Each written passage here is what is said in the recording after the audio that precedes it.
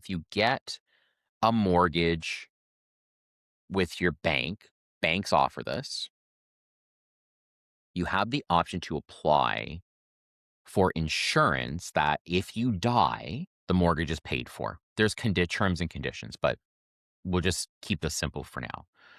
In the same breath, if you become disabled, you can't work, they make your mortgage payments up to 2 years, 90-day waiting period, etc. Some even offer job loss insurance. Listen, you got to have insurance. I don't care what insurance you have. You got to have insurance. Household debt the way it is right now, we're all living paycheck to paycheck. If someone dies, yeah, oh, just sell the home. Do you really want to go through that and lose all your equity? Not cool. Okay. But here's the problem with bank creditor insurance. It's a great idea until you have to renew your mortgage. Or let me rephrase that. Renewing is fine. If you are committed to that same bank for the rest of your freaking life, knock yourself out, get creditor insurance. Because if you need to refinance, this is the situation I'm dealing with right now. If you need to refinance, the mortgage agent's like, yeah, I can save you tens of thousands of dollars. I can do this is the plan. It all makes sense, whatever. But your health has changed and you leave that bank, your insurance policy is canceled. Canceled. What some banks are doing, because I ask, because I know the game, I get your mortgage statement. If I'm going to refinance your mortgage, I get your mortgage statement, your property tax bill. I can see part of your payment is life or disability insurance. The problem is, if all of a sudden you want to switch and your health has changed, the policy cancels and you got to get insurance somewhere else. Well, if your health has changed, you might not get that insurance, or there might be conditions or whatever. So because this is one of the sole reasons now, because folks, hey, cards on the table. I sold creditor insurance for years in my previous life, partially because we had to. Like, the bank's not stupid. Let's call a spade a spade.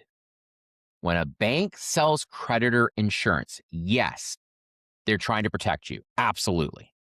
However, they make a lot of money off of it. And they know at renewal, the only thing that gets more expensive as you get older is bloody insurance because your health deteriorates. It is what it is. Banks aren't stupid. I always tell my clients this. The banks are like the casino. They always win, folks, always. So be careful with this whole creditor insurance thing. And I have clients right now, I sold them creditor insurance. Absolutely, I did. Right? Going forward, there's two options here. Let me give you the alternatives to your bank's creditor insurance.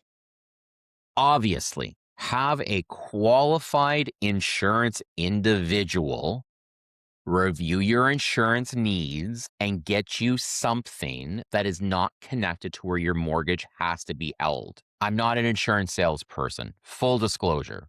I'm not giving out insurance advice here. But get something that you can move your mortgage. Very similar to a cell phone, right? I always say have a free and clear cell phone if you can, so you can flip providers if a better deal comes up. I'm doing that right now as we speak. Anyway, I don't know. Again, I'm not an insurance advisor. Term policy, a whole life, a dividend, or I don't know, whatever, right? And get proper disability insurance. Get it. Or through the broker channel only. That's me, right? Mortgage professional independent. There is a product that we offer through Manulife, right? Manulife Protection Plan, whatever it is. Well, if you go to switch to a different lender, you could move the policy. So if you don't necessarily want to commit to a term or whatever, okay, well, we can go with MPP and then you can switch wherever, but you're not held to the bank. Because this is what's happening right now. I've had this a couple of times, just one very recent. So my comment is, again, I'm not an insurance salesperson. I'm not giving insurance advice. I'm telling you, before you take that creditor insurance with your respective bank, ask a lot of questions. There are other options. Okay. Working with an independent mortgage agent. I mean, obviously, I could beat that one to death, but Obviously our insurance, the creditor we offer, you can transfer or talk to an insurance person. Get proper advice, right? What makes sense? And I would also say too, talk to an insurance broker who offers some different options as well. I mean, hey, take it from the guy who went from a bank to an independent mortgage agent.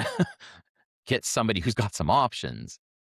If you have high blood pressure or diabetes or whatever, I would expect the insurance broker would try to get the approval for your insurance from a company that is okay with that and would be reasonable with the premium. So this is something that you really have to look at. I don't care if you're a first-time home buyer, second time, or you're 60. I don't care. Please make an informed decision.